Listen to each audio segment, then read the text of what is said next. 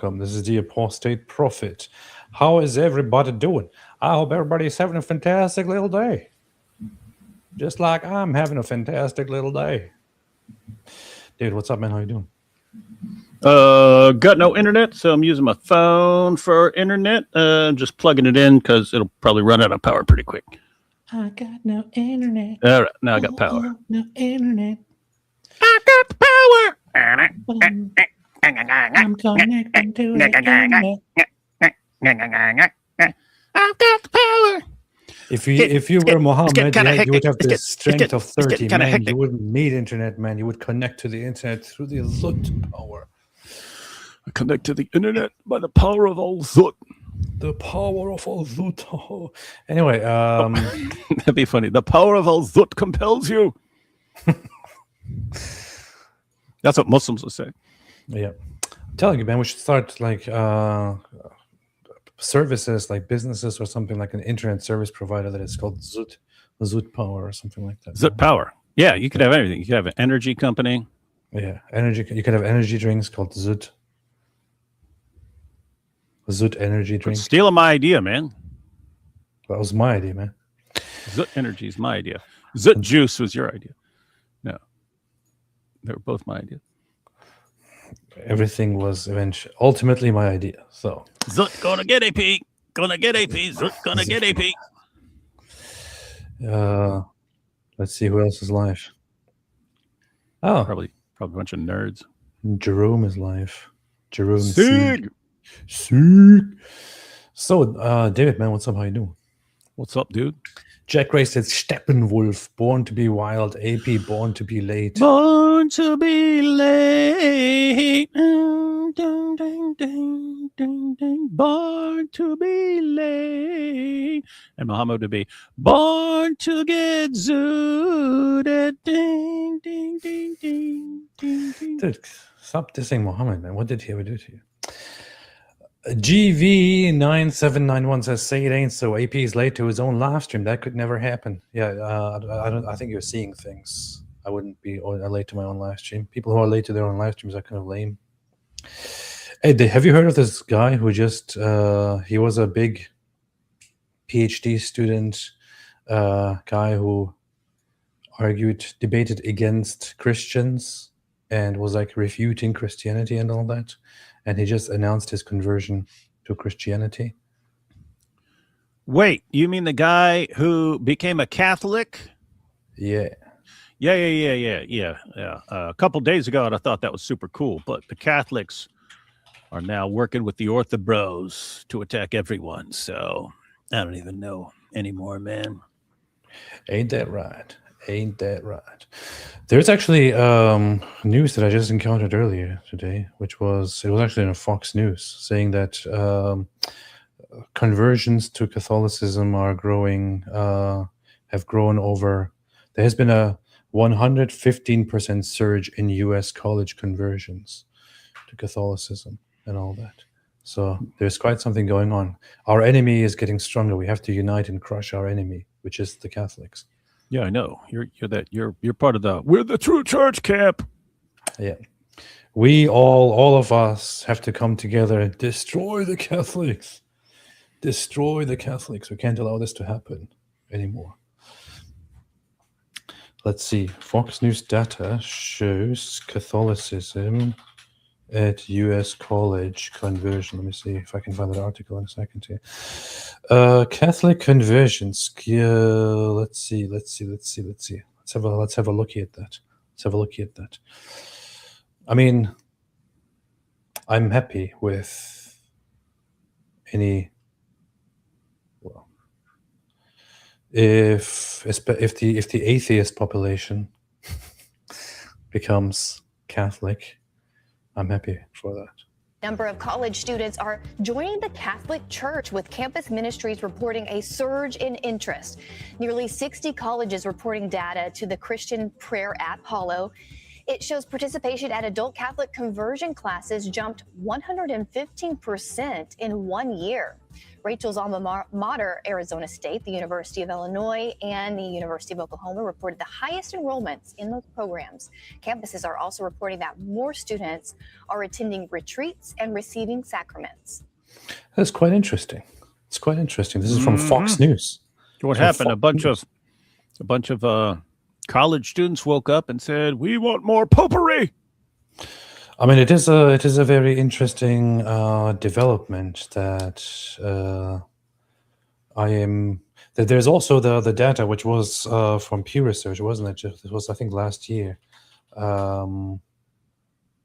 Decline of Christianity or something. The decline of Christianity has slowed in America and may have leveled off. So there was this. This came out as part of this was revealed in last year in February. This is from Pew Research, the most reliable in terms of surveys and research across not only the country but the globe. And this was their report last year, which was decline of Christianity in the U.S. has slowed and may have leveled off, because for the longest time, for several decades now, the claim was, or the idea, or the data was, that Christianity is on the decline among younger people, that people are more and more identifying as not religious or non-religious, not really as atheists, but just as not religious, and less as Christians. But the last years have seen a halt of that, and possibly even a reversal of that. I've just recently read articles from the UK, which showed that, especially among young people, there is a significant revival of Christianity happening.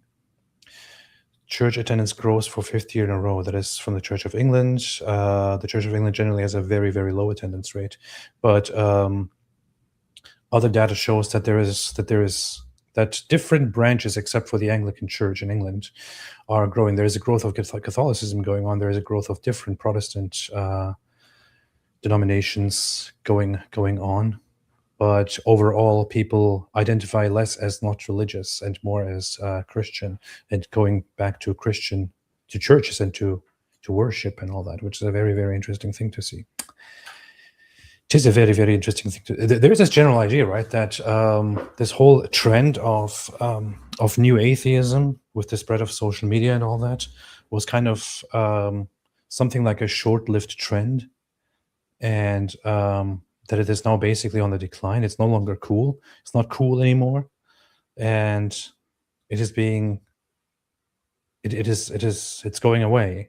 And being religious, believing in God, and going back to church is becoming the thing again, as it was for the longest time. So this whole new atheism thing was a short-lived trend. Always was going to be a short-lived trend. Well, it was kind of they didn't think of it as an experiment, but it turned out to be that way. It turned out to be, hey, if we can get more people to leave Christianity and become atheists, then everything will get better. People will get smarter. We'll have more scientific advancements. Everything will just get better. The less religion you have, the more the better society will become. And so, guess what? Millions of people did become atheists and so on, and nothing got better at all in any way. Ayan Hersey Ali said that to Richard Dawkins' face. She said, none of your predictions came true. None of your predictions for what would happen came true. And I think that's important, because these are like supposedly the champions of science. And so if you say, hey, changing this about society will make it better, and then the change happens, and then nothing gets better, if anything, things get worse, then guess what? You're supposed to reevaluate your position. That's right. And even people who aren't thinking along the lines that I just laid down, it still affects them. It still affects them. It's like things did not get better with the new atheism. They didn't. So, you know what? Done with that. So this is the funny thing. Beauty McBison says, is Church of England actually Christian, though? No, because they don't have a pope. The thing is, there are so many problems with the Church of England. Where is their and patriarch? I actually discussed this with Bob from Speaker's Corner, who is really trying to tell you something, David. You should respond to his messages. By the way. Oh, yeah, I'll respond to him right now then. Do it. I discussed this with him, but a lot of the bad stuff that is going on in England regarding the whole multi-faith atmosphere and the we just regard all religion as the same and all that is, I mean, these efforts are being led by the Church of England itself. The king himself basically changed his role from defender of the faith to protector of the multi. What's it called again? He basically declared himself, or he was declared to be now the protector of all people of all faiths, rather than the defender of the faith, of the Christian faith, right? Of the church, which is an insane thing to do. So he has to defend Islam now? I guess so. He's now the protector of. He's now the protector of not just Christianity, but also of Islam and pedophilia, of the faiths. Protector of pedophilia. I don't remember how exactly it has been put into the declaration, but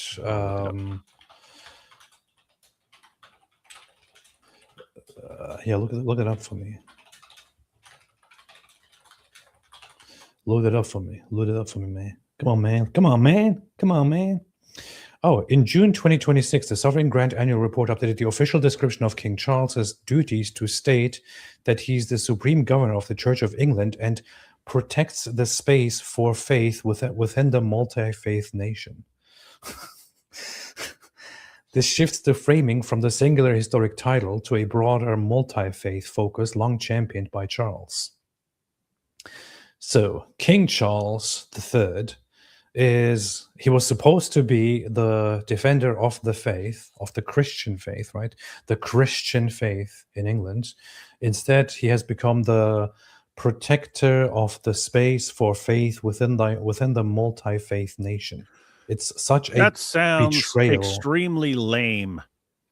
It's a betrayal, and it's like yeah, imagine you're like a superhero, and that's I am the defender of the faiths in a multi-faith nation. I know, first off, it sounds very stupid and gay. Yeah, but sounds extremely. I didn't want to say gay, but it does sound gay.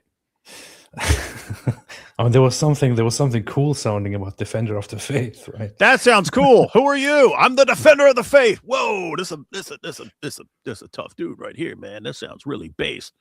I'm the defender of coexist with all the different symbols from all the religions. I'm a walking bumper sticker. Yes, does that make me cool? Hey, this is so funny. I'm just seeing this here. James just posted this. A new debate has just been added to DebateCon 9 card. What the heck? I thought that dude was retiring, man. Apostate Prophet and Walid Naim will collide on October 24th, 25th in Orlando on is the Quran good or evil? The funny thing is I'm seeing this right now, and I actually have I didn't even know about this one. I literally just found out through the public post here. What's going on, James? Apostate Prophet and Walid Naim will collide like Muhammad and the men of Al-Zut at DebateCon. I mean, James last told me that Walid has retired. That's the last I heard. The guy retired. That he has retired and we will no longer do the debate. And now he's posting it publicly that we are actually debating. I didn't even know. Everybody else found out together with me. I found out together with everybody else. I had no idea that this is happening. I also don't know why I look like Father Peter Hears here.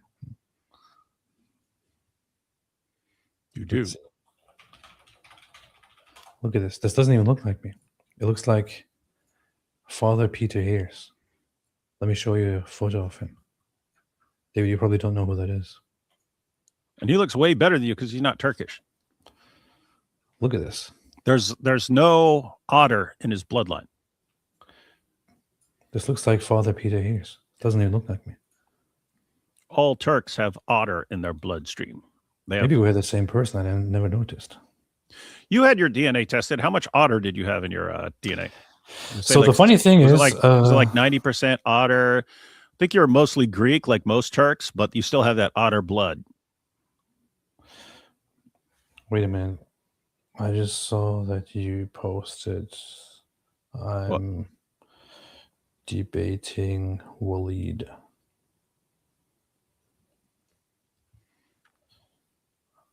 I thought that Don't is get scared now. cancelled.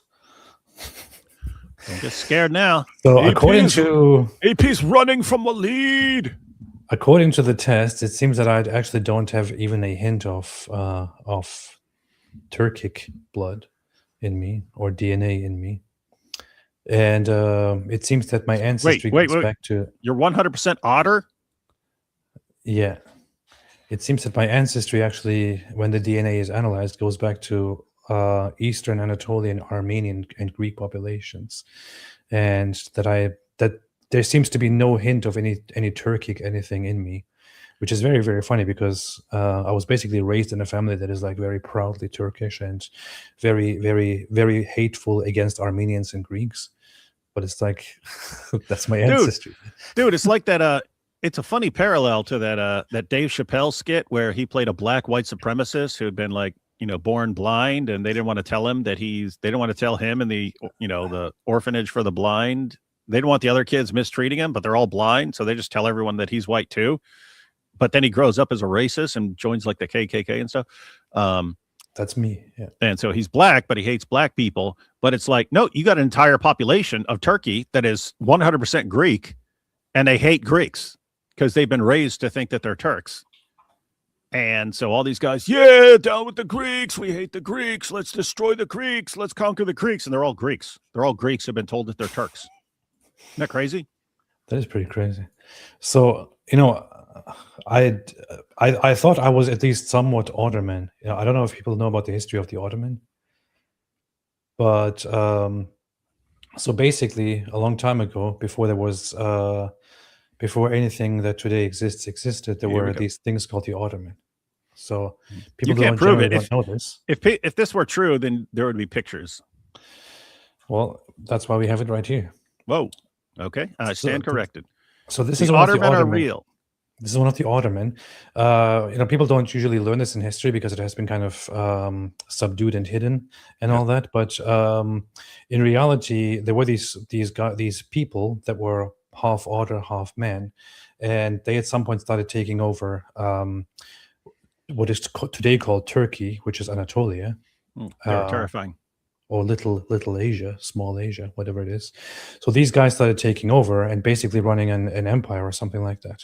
And the thing about these guys was that they were, of course, terrifying. As you can see in the picture, they were half human, half otter, and they go onto the battlefield and people are terrified of these guys. They were also massively strong and all that. So this is how these guys took over. They started invading Eastern Europe, defeating one by one enemies, made their way onto Vienna, where they were finally crushed and defeated, and then started to retreat and eventually shrink. And then over time, they mixed with other populations and then began abandoning their otter aspects. But people who descend from them generally still have some otter within them. And you can generally see that at the hair and all that these people have, because they're very hairy, just like otters. True, that's true. So that is what actually happened in the history, and most people don't know about this. Yeah, and people also don't know that Alexander the Great, he was a Muslim, but Alexander the Great was a Muslim, and in the Quran you have this story about him building this giant wall between these two mountains. That was actually to try and keep out the Ottomen after they were terrified. Everyone is terrified of the Ottomen, but the wall wasn't strong enough to keep the Ottoman out, so they went and took over Turkey, man. Yeah, dude, this is my history class. Do your own history class on your own channel. So anyway, now that everybody knows, we can move on from this. Dude, this has been kind of going viral today and has been a scandal. Hassan Piker, who is also an example of descendants of Ottoman. I heard he made fun of Charlie Kirk's death. He did. Unafraid to die.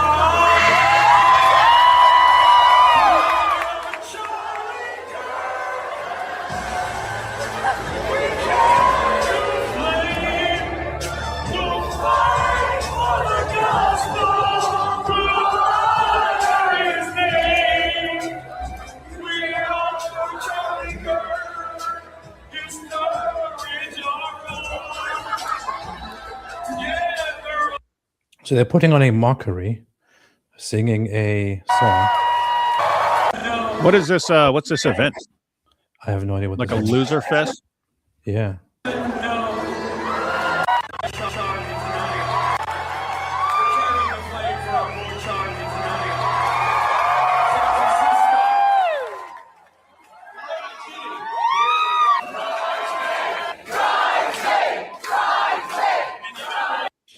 So they're putting on an event, and he's singing a song to mock the death and the memory of Charlie Kirk.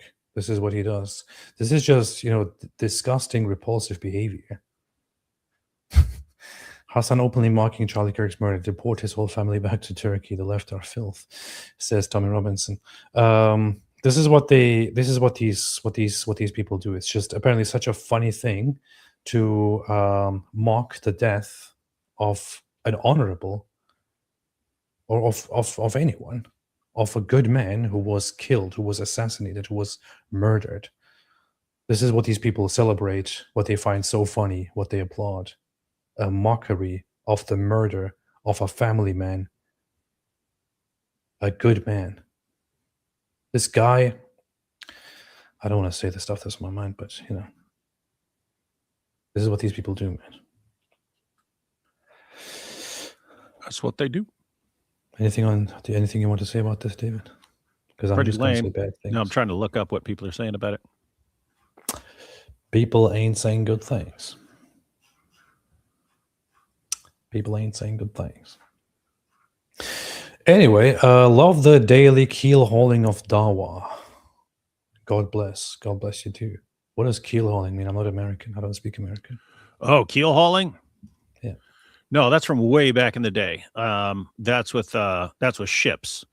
If you had a sailor that you were punishing, they'd they'd take two poles at the front of the ship and run like a line between them, between the two. They'd tie him to the middle of it, and they'd drag him under the entire ship. Right. So guys with poles are on each side of the ship, and they hook him up at the front, and then they put the poles down into the water and drag him underneath the entire ship. And basically, if you survived, then that was your punishment. But you're being scraped up against the bottom of the ship, and probably is pretty rough. So Gwyneth here is loving the brutal torture of Dawa. That's what you're saying here. Mm-hmm. All right, it's good to know. Paul, how much do you believe Tate lawyer's statement? His cars are rentals. They always lie and hide money. If you Google ECR Tate cars, the details look different. I don't really know, but it's kind of a funny and embarrassing thing for them to admit. Mm-hmm. For context, for those who do not know, I reported that earlier after I saw it, but the report came out that Tate's lawyers have said to the court that Andrew Tate's, or the vehicles of the Tates, they always flashed as what color is your Bugatti? Look at my Bugatti and all that, are actually rented cars. So it says further, the Tates are engaged in several businesses teaching men how to earn money. Yeah, by sex trafficking and webcam businesses. It is in their interest to portray themselves on social media as uber wealthy. For example, the $2 million Aston Martin and the 5 and 7 million Bugattis featured in Tristan's videos were rented. Yeah, I'm like 50-50 on this one, because it would totally make sense for these guys, because they're compulsive liars, to be fake and to pretend they own cars that they don't, that they just rented just for show, to get more people signing up for them. But it would also make sense for them to, because they're stupid and they think they can outsmart the system when they can't. They're like Mohammed Hijab. It would also make sense to say, no, we rented those. But I'm guessing there would be records of rentals and stuff like that. So Yeah, that's my issue as well. I'm pretty sure it would be easy to track it all down and to see if they actually own these vehicles, if they're bought. What they claimed in the past is that these vehicles are bought under other people's names and not in their own names. However, now the claim is by their lawyers that these vehicles are actually rented. But that's the funny thing. I mean, their image was like, "Hey, look, we are so rich and we are so cool. We have these amazingly expensive vehicles, and they look so great. What color is your Bugatti? I got a Bugatti. I've got a Bugatti, man." And it turns out that they're rented. It's so dumb. Dan Dave RC, why were Arab Muslims able to beat Persians, Byzantines? They always use this to claim that God was on their side. However, they refuse to apply same logic on Mongols, Zionists, European colonialism. I would broadly summarize this as a consequence of very, very lucky turns of events. However, that would also be a little bit misleading. But I always recommend a certain book that I cannot see right now. You said Nazi. No, I said Nazi. A book that is called In God's Path. In God's Path by Robert G. Hoyland, which explains this in a very beautiful way. It breaks down the history of it all, how everything happened, and explains very well how Muslims were able to defeat the Persians and the Romans or the Byzantines, and then started conquering their way through. Think the general idea is they beat the crap out of each other until they were extremely weak, and then that was a bad time. That was a bad time to beat each other to a pulp when Muslims come on the scene. Oh, there it is. So, In God's Path by Robert G. Hoyland. Wait. Did you actually put the book on the screen so that people could see the cover, and then you hunted down the book just so you could prove you had a copy for no reason other than, no, it's look, because I've got a book? It's because I get very, very annoyed when I'm thinking of a book but I can't find it or locate it, because I want to keep them in reach if they're so important to me. So instead of putting it just on the screen, I wanted to actually show it, but also to show, hey, this is the proof that I actually have this book, and this is further evidence to establish that I've possibly read it. I've also discussed this with the author Robert G. Hoyland himself, but it is never talked to Robert Hoyland. It is basically, to summarize it, both the Byzantines or the Eastern Roman Empire and the Persians have for the longest time dealt with invading barbarian forces from the south and from the north. But these forces generally would come and pillage or demand something and then leave. There wasn't for the longest time a major force that would come and actually try to invade and permanently take over. These two sides were beating each other up. They were defeated. They were in inner unrest and chaos. Populations of both sides engaged in infighting, demanding the head to change and all that. So among all this chaos of decades of fighting with each other, completely defeating and crushing each other, and internal unrest, just at that time, the Muslims began invading, but they didn't even begin invading as one force. They began invading as multiple forces, even multiple independent forces from different parts of the southern borders of Persia at first. And the reactions from the crowns were initially, oh, these are just dumb raiders. They will be dealt with and then they will go away. Of course, they weren't aware that these weren't just regular raiders. They wanted to actually take over. And so both of these forces were quite unprepared, underestimated the Muslim forces that were coming, and both of them were heavily weakened, and their resources were extremely limited. And what's also different is, of course, that the Muslims had a different agenda than what the Mongols had. I would say the Mongols were effective like no other force in simply overrunning their enemies and establishing a massive empire. but they also didn't have anything to give people, right? They didn't have anything to leave behind. They didn't have any proper permanent force to establish, except the idea that that Genghis Khan is the universal ruler of the world, that he's the ruler of the world, that he's supposed to rule over everyone. But what happens when he dies? When he died, the power was divided between his sons, and the whole empire was divided into multiple empires. There wasn't anything holding them really together as one system, whereas the Muslims went and began conquering the land in order to establish the dominion of Islam. And it didn't focus on simply one person leading it. It focused on doing everything for Islam. They didn't even bother for the first century or two converting the local populations to Islam, because they thought if we convert people to Islam, then they won't be able to pay us jizya money, protection money. So they conquered first, and they made sure that they oppressed and drained the local non-Muslim populations as much as possible. And then the conversions came later on when they realized, wait a minute, we should be converting these people. So it wasn't just something extraordinarily miraculous. It was just different from what the Mongols did. And it was a very, very good opportunity at a very, very, very, very convenient time to do it. But once again, I recommend reading the book. It's going to explain everything much better. In God's Path by Robert G. Hoyland. Get it now. Anything you want to say about it, David? No, saying you should just put a link in the description, man. I don't put links in descriptions. Judas, I Scare Not, says, I found an actual video of Muslims doing a Zut dance. Emailed you the link, David Wood.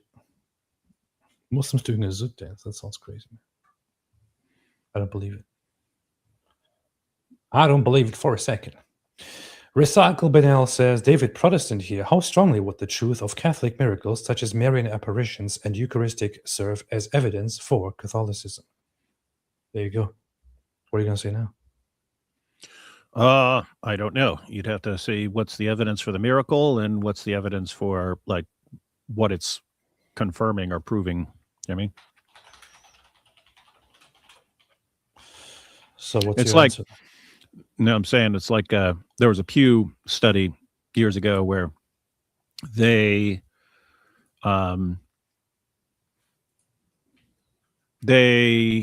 polled people, not in the Zoot sense, but they polled people in 10 countries and just one Christian denomination, asking people how many of them believe that they have actually witnessed a miracle. And it was like 200 million in one denomination in 10 countries. They're already up to 200 million people. Notice those are Pentecostals. So you'd have to say, one, how many of these miracles are actually authentic? And two, what's it confirming? Is it confirming the Pentecostal church, or is it just confirming miracles in the name of Jesus and so on? So anyway, those be my thoughts. So when it comes to one of the apparitions, for example, it's actually a very solid one when you look at it, and it is a little bit baffling. It happened in Egypt, in Zaytun, which is called Our Lady of Zaytun, and I'm generally very skeptical when it comes to public miracles and things like that. But when you look at it, you can see actual. Let's see, Our Lady of Zaytun. The issue is, I'm not sure why it would be evidence for the Catholic Church, the Roman Catholic Church. That's one thing I'm going to say. But the evidence is, these are real photos. When you look it up, you find that this was witnessed by hundreds of thousands of people. According to general reports, over 1 million people witnessed it and saw it. This is one of the major photos, which is not posted on some weird website. It is found directly on Wikipedia. This consistent presence, as it seems, would appear at night, and there was no explanation for it. There was no technology to do it, and people gather around it. and it appears there and it stays there. And when you look at it, it is, I mean, what does it look like, David? Kind of like a person. Person with the traditional halo or a shining around the head. I can And, see a halo. And the prayer position. So these are actually genuine photos, and I still do not think what to make of it. And I know that lots of people, not just limited to Catholics, but also Orthodox and even non-Orthodox others, even Protestants, have kind of subscribed, okay, this is an extraordinary thing. I myself, once again, just because I have a thing with miracles, do not know what to make of it. Did the appearance say anything like the Catholic Church is the one true church? No. Did it move? Did it like walk out, or it was just like standing there, or what? Let's see. Our Lady of Zaytun. Our Lady of I'm reading Wikipedia Hey, right hold now up. only. Hold up. How come that's called Zaytun, and then you got the Zaytuna Institute, which is Muslim? Because Zaytun just means olive. So Olive Institute. Yeah. So Our Lady of I'm reading Wikipedia only because I need to confirm and find a proper source that explains it properly without making it too argumentative or assertive. Wikipedia usually gives a, So gives the Our Lady of gist. Zaytun, also known as El Zaytun, Zaytun, or more rarely Our Lady of Light, was a mass Marian apparition that reportedly occurred in the Zaytun district of Cairo, Egypt, during a period of about 3 years, beginning on the 2nd of April, 1968. The first apparition of the Virgin Mary at Zaytun was recorded on the evening of 2nd April, 1968. Now, hang on. Like who's there? Oh, okay. Yeah, no. I was wondering. It's like I would expect, if it's Egypt, I would expect this to be Copts and stuff. And it says on the roof of St. Mary's Coptic Church. Okay, all right. The phenomenon was seen by 2 Muslim bus mechanics who claimed to have witnessed a woman dressed in white on the roof of St. Mary's Coptic Church. Wait, One hold up. thought- Hang on. So why would? That's the thing, right? That's the thing. What? No, I'm saying why would Catholics be using this when it's a Coptic church? Like I could see, hey, Protestants, you're wrong, but if that's Mary appearing on a Coptic church, then that seems like it. If you want to say she's confirming something, then I wonder cops if got this, it, man. The cops got it. The cops got this one. What? Catholics, I stop wonder, using this. I wonder if this has contributed to dialogues or to improving dialogues between the Catholics and the Oriental Orthodox Church. No, and you Eastern Orthodox, the cops separated from you guys years ago. The cops separated from everyone at the Fourth Council. Yeah, like the fifth. Was that the 5th century, man? Like four. Yeah, 5th century at the Fourth Council, at the Council of Chalcedon. Yeah, and then you got Mary appearing on a Coptic church. This is actually very funny. So it's because Catholic. It is a long history and tradition of in Catholicism that the Marian apparitions. There are so many of them. I mean, there are some major ones known. And but, cops got the best one. The Fatima, the Zaytun, the Guadalupe, and others. But here you have it as Zaytun at a Coptic church. And I kind of, part of me, I haven't looked into this, but I wonder if it is like, if this contributed to Catholics getting closer to the Coptics, to the Copts, and beginning to discuss with them. It's not used as proof of Catholicism, it's proof of the Marian doctrines held by Catholic and Orthodox. Yeah. But there's kind of issue there. If you guys are all, if all you got a bunch of churches declaring each other anathema, and then Mary appears on a Coptic church, then you might want to be thinking along the lines of, hey, if we've got appearances of Mary on these regular Catholic churches over here, and then we've got this one on this Coptic church, maybe we shouldn't have been dividing up all the time. Maybe. And you have in the Catholic tradition, Our Lady of Guadalupe, 1531, where is that? Lady of the Miraculous Medal, 1830. Paris, 1846. At the, where is this, in France? France again, 1858. Ireland, 1879. Portugal, 1917. This is the famous one, Our Lady of Fatima. I still do not know what to do with that one. Ecuador or Peru Kingdom, Italy. You have so many of those. And then you have a few happening down here in the Coptic Church, as you can see, which are very recent. 1968, 2000, 2009. So you have these things happening. And it's a long history of this happening in the Roman Catholic Church, but you now also have it happening in the Oriental Orthodox Church.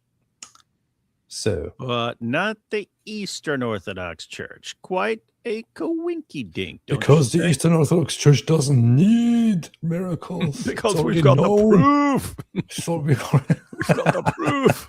We've got the proof because we're so masculine. That's all we need. You see, we're super masculine. So, dude, stop interrupting. Only guys are welcome in our church. Only men are welcome in our church. The phenomenon was seen by two Muslim bus mechanics who claimed to have witnessed a woman dressed in white on the roof of St. Mary's Coptic Church. One thought she was a nun about to attempt suicide by leaping from the... I said the word. No, the video. Dude, why'd you say that? Live stream is demonetized. By leaping from the roof and called for police. Intrigued by the mechanics yelling, "Don't jump," a crowd gathered at the site. The police attempted to disperse them, saying that the sighting was just a reflection of the light from the street lamp. However, a church custodian suggested the figure was the Virgin Mary, which greatly excited the crowd. The event itself ended after a few minutes. 1 week later, on the 9th of April, the phenomenon reoccurred, again lasting for only a few minutes. After that time, apparitions became more frequent, sometimes 2 or 3 times a week, for several years, ending in 1971. According to Coptic tradition, Zaytun is near one of the locations where the Holy Family stayed during their flight into Egypt. The Patriarch of the Coptic Orthodox Church of Alexandria, Pope Kyrillos VI, appointed a committee of high-ranking priests and bishops to investigate the matter, directed by Bishop Gregorius, Bishop of Postgraduate Studies, Coptic Culture and Scientific Research. On the 4th of May, Pope Kyrillos VI issued an official statement confirming the apparitions. Soon afterward, Egypt's Ministry of Tourism also issued a validation of the sightings and began printing pamphlets. Are you kidding me? They had to get in on it? This is interesting. Why didn't they become Christians then? No, that seems like, oh, a bunch of people are going to want to take a pilgrimage here, so let's make some money off it. All right, let's start a business. As the apparition appeared over a Coptic church, the Vatican left the investigation to the Coptic authorities. The apparitions were also allegedly witnessed by President Gamal Abdel Nasser, and images photographed by newspaper photographers and Egyptian television. Investigations performed by the police could find no apparent explanation. No device was found within a radius of 15 miles capable of projecting the image, and many photos were taken of the alleged apparition by independent photographers. With no alternative explanation and approval from religious and political officials, the Egyptian government accepted the apparitions as true. What the heck? Huh. I'm trying to think, because it'd be funny if Muslims are like, you see, we believe in Mary too. This is the proof of Islam. Yeah, that's why it appeared over a church. Yes, this is the proof that Islam is meant to take over this church. Because we got the truth. You see, we predicted it. Islam will become the owner of all churches. And then everywhere we will worship pedophilia. There were also claimed spiritual experiences, conversions, and reporting of healings from curing of blindness, paralysis, cancer, and other terminal illnesses after viewing the apparition, as reported by the Coptic weekly newspaper Watani in May 5, 1968. One of the priests, echoing the views of many clergy, said that the clarity of the vision differs from person to person. Spiritual depth, purity of heart, and faith all influence the degree to which the apparition is seen. Some witnesses see her figure clearly. Others perceive only light, while a few see nothing. On one night, twin brothers stood together watching. One saw the Virgin's full figure, while the other saw only a faint ray of light. It was also noted that children often saw her most vividly, for their innocence and purity make them more receptive to divine visions. Even those who did not see her directly experienced a profound spiritual atmosphere. Hymns, prayers, and tears of devotion filled the night. Crowds stood awake until dawn, yet none felt fatigue, returning home at sunrise filled with peace and faith. So, David, my question to you is now the following. Let us say you investigate this matter. right? Let's say you investigate this matter, and you find that there is no apparent explanation, and you find that this indeed does look the way the Virgin Mary has been depicted, and there is just no other explanation, and you come to the conclusion, this is all hypothetical, and you come to the conclusion that this is an extraordinary appearance with no natural explanation at all. What would you do with this information? I'm really curious. Yeah, I don't know, man. What? Like again, it's what's the evidence that something miraculous has happened, and then what exactly is it? Would it be confirming? That's the issue. Like suppose suppose I examine it, and this is actually some sort of appearance of the Virgin Mary. What would that be confirming? Is it confirming that Coptic church? Is it confirming that the Coptic church is the one true church? Is it like what's it confirming? Is it confirming general beliefs in appearances of Mary? Is it confirming that Mary is Queen of Heaven or something? Is it confirming that she's sinless? Like what's it confirming? There are some videos of it also that are kind of very low quality. Videos are probably lower resolution filmed than the photos. It said it stopped in 71. Yeah. Would be way cooler today with everyone having camera phones and stuff like that. Oh, this is my thing. I want to see such an apparition today. It's not going to happen to you. You're a dirtbag. No, but maybe we can, not to me definitely, but maybe we can witness it. Maybe we can hear of it happening somewhere in today's world, and we can all capture it with cameras or something like that. I don't know. Let me see. I mean, I just saw in this list apparitions from recent. Our Lady of Warrock. It seems to have, I mean, here, let me share this. Our Lady of Warrock. Claimed apparition of Mary above the middle dome of the Virgin Mary and Archangel Michael Church. I don't really know what to do with this information here. I don't know what this looks like. I don't know what to do with it. It seems very low quality image. I do not know what to do with it at all. Yo, what? You probably didn't have this happen because this was before your time. But lots of people in America have been kind of insulated from taking Marian apparition seriously just because there was this big boom in the 80s and 90s of people pointing to anything as an appearance. Like it would be, oh, I found a potato chip that looks like the Virgin Mary. You see, this is the proof. And then everyone would be, oh my goodness, a potato chip. Or this grilled cheese sandwich. It looks like it looks like I've seen all this, by the way. Like looks like the Virgin Mary. There were tons of those. So people are just like, I don't even want to hear it. I don't even want to hear it anymore. This stain on the wall from where something's running down my wall, it looks like the Virgin Mary. And then, it becomes like a place where people want to take a trip to and stuff like that. Matter of fact, what wasn't that episode of Curb Your Enthusiasm where, oh yeah, I remember. Yeah, that was messed up. I don't remember it at all. But that was kind of a spoof on this thing that kept happening in the 80s and 90s. So anyway, it got to the point where everyone's like, okay, you're seeing Mary everywhere. So when they hear about one, they're just automatically not going to take it seriously because, again, potato chips, grilled cheese sandwiches, and stuff like that. So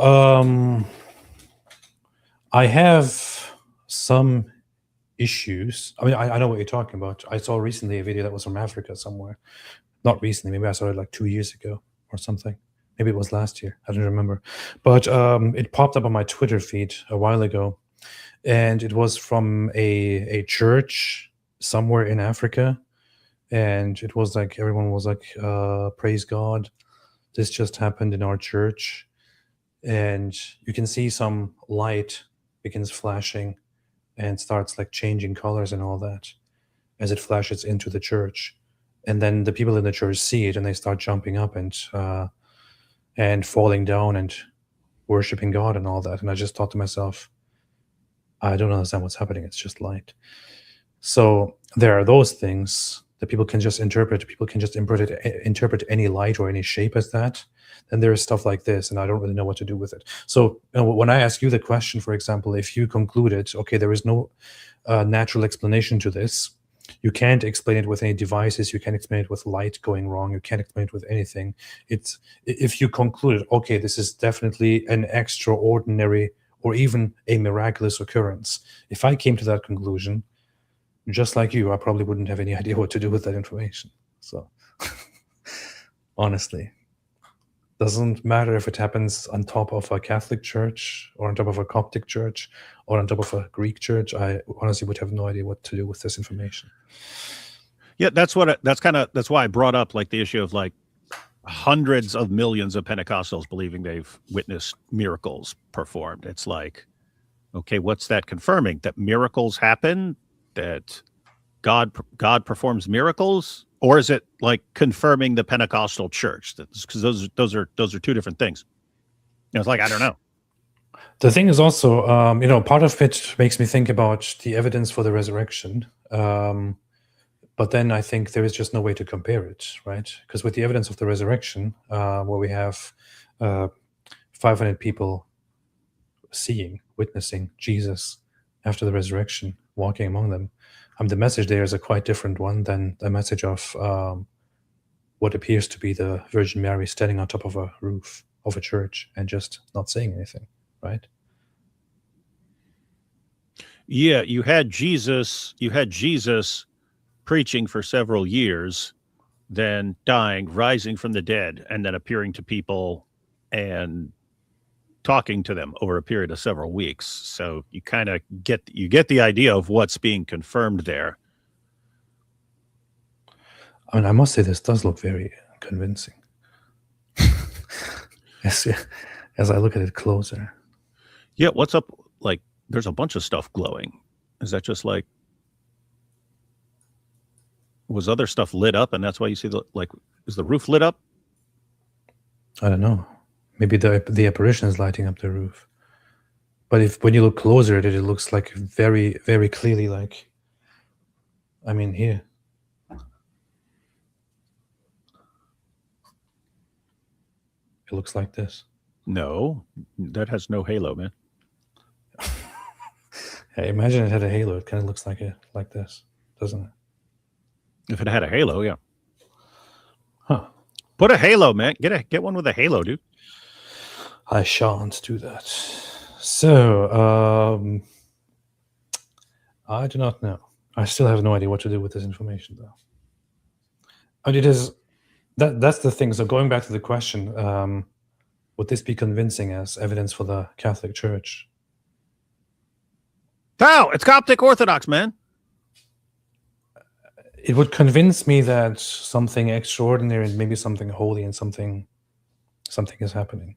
It wouldn't necessarily show me. I mean, if it was Mother Mary coming and saying, "This is the true church, go there," then I would probably think, "Oh, okay, now I have to think about this." But just appearing and not saying anything, that's another thing. Or if that had happened on a Greek Orthodox church, you'd be like, "You see, this is the proof. We must slaughter everyone else who rejects the true church. The Orthobros are right." Obviously. Ida Rogosin, hello, missed you both so much. What's up, Ida? Totally off topic. I finally got my own screaming goat that's based. Really? I can't even find my screaming goat. It must be somewhere here. Yeah, I have to replace the battery in mine. Mine too. Mine doesn't do the sound anymore. Doesn't scream anymore. It's called a screaming goat, but it doesn't scream. Very, very happy for you. The Silent Goat podcast. It's time to convert to Coptic. Oh, this is the true church. Yeah. David Wood, yo, says My Fairy Tale Life. I emailed you the clip of Uthran I told you about on Hatun Stream. LOL. Just thought I'd let you know. I saw it. That was pretty good. It was from one of those crappy movies. Like, I don't even know where. You know how like in like Turkey they tried to make cool movies and they were all like really, really bad. But like they've done them elsewhere. I couldn't tell where it was made, but it was It was all these people stabbing this dude, and it's like really, really terrible special effects and stuff like that. But My Fairy Tale Life put Uthman's face over the dude. And this would be the proof that Uthman was, in fact, stabbed by Islamophobes. That's pretty crazy, man. That's pretty crazy. Oh, you got it? No, I don't. It was 1924, and Khalil Abraham was about to build a hotel in the spot in Zaytun, where the Holy Family was said to have visited more than 1900 years earlier. One night, as he slept, Abraham was visited in a dream by the Virgin Mary. "Build a church in my name," the Virgin demanded, "and a miracle will take place in the future." He did just that. Then, on April 2nd, Wait. I didn't know about any of this. 1968, the miracle took place. Two Muslim parking garage agents on Taman Bay Street in the Cairo suburb of Zaytun saw a woman perched perilously on the dome of the Church of St. Mary. Thinking she was a young woman trying to kill herself, they shouted for her to come down. Then they realized that this was no ordinary woman. Soon, word spread that the Virgin Mary had returned to the Church of Zaytun, built in an area that Mary had promised to return to after stopping at this spot to rest during the Holy Family's flight to Egypt. Bishop Marcos was among the thousands who saw the apparition of the Virgin Mary. Bishop Marcos is pretty cool. Hang on, man. What? So I asked, before Our Lady of Zaytun, was the guy told to build a church in her name? Was this narrative only found after the apparition or before? Yes, the property owner, identified in Coptic tradition as Tawfiq Khalil Ibrahim or Ibrahim Khalil, was reportedly told in a dream around 1920 to build a church instead of a commercial building, with the promise that Mary would return to bless the site decades later. This foundational narrative of the dream and the 50-year or 40-year prophecy was already established and documented before the 1968 public apparitions. The landowner proceeded to build the Church of St. Mary in Zaytun, which was completed and consecrated in the mid-1920s, exactly 40 to 50 years before the lights were first witnessed by mechanics in April 1968. While skeptics view the dream context as part of the retrospective myth-making or oral traditions that crystallized after the crowds gathered, local Coptic records and family histories maintained the account of the visionary dream decades before the events made international headlines. Huh.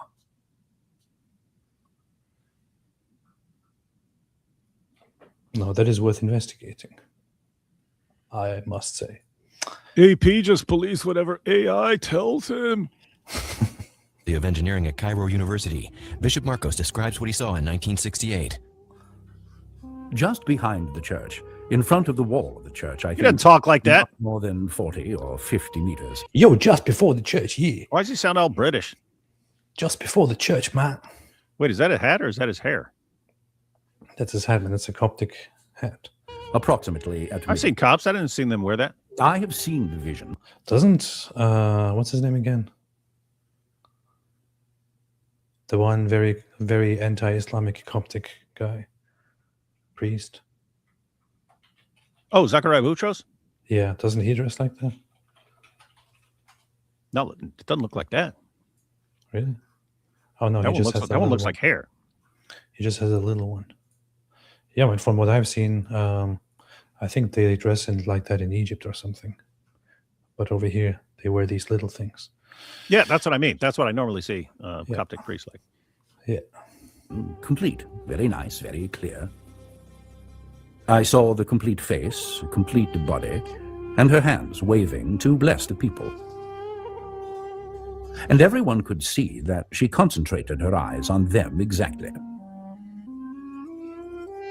Soon, thousands of Christians and Muslims alike flocked to the tiny church, including President Nasser, who was stunned by the vision. The apparition changed the politics of Egypt as Nasser developed better relation with Egyptian Christians. See, I mean, that looks like hair. And of I know it does. course, all who saw the apparition were overwhelmed.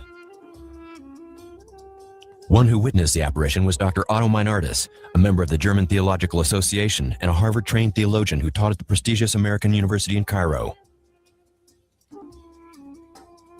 He marveled at what he saw in the early days of the apparition, bringing many students to witness what he called the most stunning sight he had ever seen. Well, it occurred during the first days of April that thousands and 10,000s of people, both Muslims and Christians alike, That sounds like John Lennox. Of the Church of the Holy Virgin to see the apparition He of the does. Virgin Mary as Got way she too much hair there. appeared there on the dome.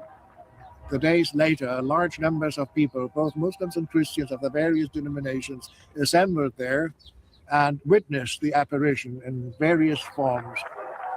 I myself saw it numerous times with friends in my parish, with university students, and yes, there's to me no doubt about it.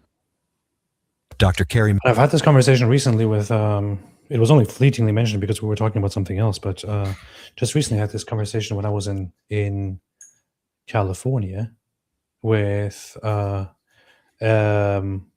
very dear Coptic priest who is our mutual friend, Father Lazarus. He briefly mentioned this to me, as everybody knows this in our community, and so many of us have directly witnessed it and all that. Still, I have no idea to this day what to do with this information. Anyway, David, now that you have seen this, are you ready to submit to Rome? No, why would I submit to Rome? But I am debating Jay Dyer on what is the true church at DebateCon. So maybe I'll just go in there and say the Coptic Orthodox Church. Dude, if you say that, he's going to really, he's going to lose it. He hates the Copts. Oh, really? He hates the Oriental Orthodox. Really? Yeah, he even calls Yeah, them. good to know. I'll let it go. Oh, yeah, he's the one who said they're not martyred. Well, oh, yeah, that's a dirtbag move. He goes way worse than that in what he calls those people, what he calls Copts and Oriental Orthodox Christians in general.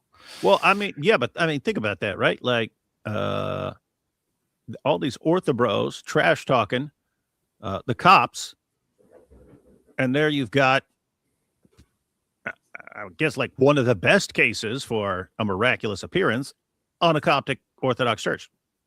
Yep. Orthobros, what do you got that's better than that, man? Oh, but we're masculine. It's all guys in our church. See, that proves we're masculine. And Coptic Christians are fantastic people. I mean, from all the times that I've interacted with them and that I've been around them, I felt it was always a very great thing to be around these people. It almost felt like I'm actually walking among, I don't know, early Christians or something like that. It's like their general behavior and their attitude and all that is fantastic people. And to see that some of these guys are so hateful toward them is just messed up. Yeah, and the cops are normally, I'm trying to think of anyone who's not, but they're normally like cheering you on as you're wrecking Islam, man. They're normally cheering you on, like, please wreck Islam. We can't really do it. We can't really do it where we're from. So you guys, please keep doing it for us, because it's not safe for our community in Egypt. Where, unlike the Orthobros, no, you can't wreck Islam because we have to protect it because it's so strong and based like us. That's why we defend it. Ash says the few Oriental Orthodox I've interacted with have been the most clearly living in a Christ-like way I have seen. And that has been my observation. Very fantastic people. So they got to quit calling it Oriental, though. It was kind of a concession on their part, which was like the Eastern Orthodox came to be known as the Eastern Orthodox, and then they came to be referred to as the Oriental Orthodox, and I'm like, yeah, whatever. Yeah, but it sounds like they like practice kung fu in their church or something. You know what I mean? Yeah. We eat ramen noodles. That's right. And this reminds me, we should still get into the whole thing of going through all the ecumenical councils, because that's a very, very important one. I also wanted to check out some debates, man. So sometimes we need to just go live longer, because like we watched part of the it was Trent Horn. Man, my brain is fried right now. It was Trent Horn. Oh, it was Trent Horn versus Gavin Ortlund. And we watched the opening statements and I think the first rebuttals, but it's like, man, we should just watch the entire thing. And other debates like that, so we can see who's getting humiliated. Humiliate. There was something recent that I actually wanted to watch from Gavin Ortland, but I don't remember what it was. Dr. Carrie Malik was a Oops. Yeah, it's like Gavin look, man, it's like, you know, all the Dawa drama and all this stupid stuff they do. It's fun to watch, and we do need to watch it, but we do need like serious stuff. Very serious. So stuff. it's not just sitting around making fun of how stupid Dawa is all the time. Very, very serious stuff. He recently made a video that was what church was like in 150 AD, which I found very interesting. Gavin Ortland. I did notice a lack of something important there, though. What would it feel? The Pope? No. You like the Pope? I don't believe in the Pope, man. Walk into a church service in 150 AD. Sermon, prayer, Eucharist, and giving. First, he writes, and the memoirs of the apostles, or the writings of the prophets, are read as long as time permits. Then, when the reader has ceased, the president verbally instructs and exhorts to the imitation of these good things. The memoirs of the apostles is very likely referring to the Gospels. This shows that prior to the finalization of the New Testament canon, both Old Testament and New Testament are used side by side in worship. After the scripture reading, a homily or sermon is given by the president, a term referencing the leader. He's reading Justin Martyr's first apology, where he describes what Christians actually do when they go to church. Of this church, what in other contexts would be called a bishop or sometimes an overseer or elder. The sermon is not just information, but an exhortation to imitate Christ. People are being called out of themselves onto the sacred path of discipleship. This leads to a communal response from the people. Justin writes, then... Take some... I want to see what you're watching here. Take a few super chats. Jai was here. Jai was keeping... we didn't have a nurse, so Jai was keeping an eye on things while my wife was out. She's back. I need to see if I need to call my son to give him a ride or something like that. What? David is like, don't keep watching this without me. All right, I want to check it out because it's Gavin Ortland. It's not, you know, one of you weird orthobro buddies or something like that. All right, go and come back quickly, man. I want to watch it too. Please don't watch this without me, please. I'm going to miss out, please. Ronnie, so what in your view is I can't read. Who in your view is the author of the Quran? This is the thing. I read this stuff and I want David to answer too, not just me. Now he's gone. He tells me to get super chats. Who in your view is the author of the Quran? Multiple authors with some stuff coming from Mo. Is the biblical content in it pure work of mouth? I would say that I would definitely say that most of it is surely from Muhammad. That most of it is stuff that Muhammad actually recited. I think it is highly unlikely that it was a community work, right? Community product. I think that Muhammad was the primary source of the stuff that has been said in the Quran. However, I would say that Muhammad probably was advised and given opinions and heard a lot of things, asked people things, who told them things, which he then repeated as revelations from Allah, which people then wrote down. That said, the Quran as we know it only came into existence. So what happened is Muhammad receives revelations, and there are no witnesses to his revelations. He then recites those revelations to people around him who hear, who memorize, or who write down notes from the stuff that he says. Only after Muhammad dies do the people come together and say, hey, we should be compiling this all into one book. But then there's discussion about it because Muhammad never said that this should be done. Then they do it anyway. And they find all the memorizers and all the scribes and compile everything and turn it into one book. But during that process, they may have corrupted or added or removed stuff from the Quran. And then only from then, 20 years later, or 20 years later, during the time of Uthman, are all the Qurans brought together and then standardized into one Quran in the broadest sense. I would say that it was probably mostly Muhammad, but he was probably fed a lot of stuff. The Quran gives hints of that. The Quran calls him the ear. The Quran says that people just tell him things and he believes everything they say. Plus, I think that during the compilation period, people have probably removed and added stuff. Who really knows? I think the most important part is that it's full of nonsense. It's full of garbage. So whoever wrote it didn't do a very good job. And I know that David is going to give the same response. Anne Wyckoff, what's up, Anne? Converting to Christ via Catholicism or Orthodoxy, great. Converting to Candicism, Orthodoxy, or Webbonism is not so great. I agree entirely. Randy Bales gifted 3 memberships so far. What's up, Randy Bales? Randy Bales. Thank you so much. God bless you. Just so you know, Jai is safe. Luke came over to give him a ride, so he's good. Okay. Are you happy now? Yes. Sivako, Everyone is AP safe. proving his claim to Constantinople is strong. Yes. Camden, did you know why goats evolved to scream? It's because of Muslim men, you see.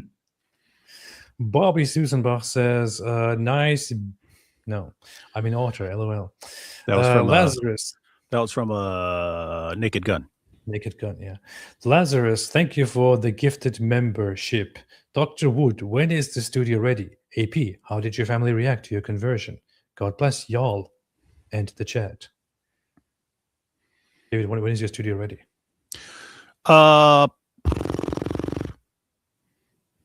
In my mind, tomorrow. But I also know from experience, probably won't be tomorrow. It'll probably be like a month from now. Like I'm thinking, okay, I overestimate. I mean, I massively underestimate how long things will take. Everything's done. Told Luke to come over tomorrow so we can finish setting it up. Experience tells me some stupid little tiny thing is going to go horribly wrong, and it's going to take us 2 or 3 days to fix that. That's just my experience. In theory, everything goes swimmingly perfect, and then we're all set up. But yeah, it just tends to not work out that way. You're terrible at organizing and timing, man. You're terrible at that. GV, my family didn't react very well, but you can watch videos on that on my channel. GV, otters will mess you up. No joke, they're savage. I know. Hey guys, hang on, hold on. Hey guys, what was the movie where there was an otter Bob, and he was all mad because Buffalo Bill was famous, and he had caught more otters than Buffalo Bill had caught buffalo, and he's mad because he caught more otters than Buffalo Bill caught buffalo, so he's mad that he wasn't famous. I've never heard of this. I don't remember I don't even remember what movie it was. It was Otter Bob. I think it was like Burt Reynolds playing Otter Bob. Never mind. I'm just going to look it up. I don't know why I'm asking people. I'm just look it up. I've never heard of it. 5 seconds to look it up. If I've never heard of it, probably doesn't exist. Otter Bob. The site I gave you the ECR. There is details. Oh, that was a terrible movie. That was the Cherokee Kid with Sinbad, and Burt Reynolds played Otter Bob. I saw that. That was an awful movie, but I liked Otter Bob.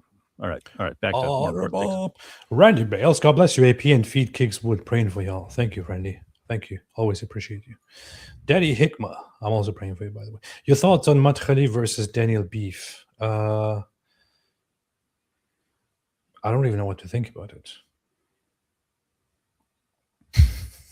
I haven't followed it well enough, but yeah, we haven't been following that in a while, man. Daniel Kikichu criticizes Arab authorities in the Arab world, and those opposing him say, "How dare you? You're supposed to be loyal to the authorities, to our leaders, to our rulers." For which they're accused of being Madkhalis, which is a movement that is kind of loyalist among the Salafis. So it's like an inner Salafi traditionalist fight among a bunch of people who have severe problems. I'm rooting for both sides. Hello, Yidi. Still here with you, though you said my people's beliefs are false and our religion wrong. When you spoke with that so boring ortho dude, still love you and David Wood. I appreciate that. Thank you. I appreciate that. Well, I've had this conversation several times now with Jews and all that, and it's like I have to necessarily say, because I testify that my faith is true, that I would say that you are mistaken in your religious beliefs. From your perspective, from your religious Jewish perspective, you would have to say that I am mistaken in my religious beliefs. Of course, when I say that you are mistaken in your religious beliefs, the difference is that I'm right. But we can still be good with each other. What ortho dude? And all that. Dude, you're stuck on the ortho dude. I have no idea. That's so boring, ortho dude. That's so boring, ortho dude. You just attacked an ortho dude and called him Wait, boring. That's very rude. Was that a reference to Ash Mays? I think they thought Ash Mays is an ortho dude. Ash Mays is Catholic, so I thought everyone thought Ash Mays was like had a good mix of funny questions and good deep questions and so. dude, it was the whole conversation was supposed to be Ash invites me, he asks me serious questions, and then he starts mixing with that completely nonsensical and sarcastic questions. Yeah, people are saying it kind of parts were like between two ferns, basically. Yes. And the thing is, I didn't do a very good job. I thought at first I'm going to completely keep a serious face doing everything, but some of the questions were just so too funny, and I couldn't keep a straight face, and I started laughing. And Ash still keeps a straight face throughout it. It was a funny conversation. It was a good conversation, and it's funny how some people really took certain parts seriously. It was very, very good. Why'd you have to attack people's beliefs with that boring ortho dude, Ash Mays? I attacked everyone's beliefs. I attack everyone's beliefs. Hey, Ash Mays, change your channel name to Boring Ortho Dude. You know what's funny though? What? This was the best moment of this discussion. Let me show you. So he's an ex-Jew, right? Or he's an ex-Orthodox Jew. He's still a Jew, but he's a Catholic Christian. He's a Catholic Christian, and talks about his experience in Orthodox Judaism. And I'm an ex-Muslim. I'm just like that, you know. And nowadays, I just want to be a Christian. So they call me the Warner, actually. Now, you built an entire identity around being an apostate. Mm-hmm. So did you, becoming.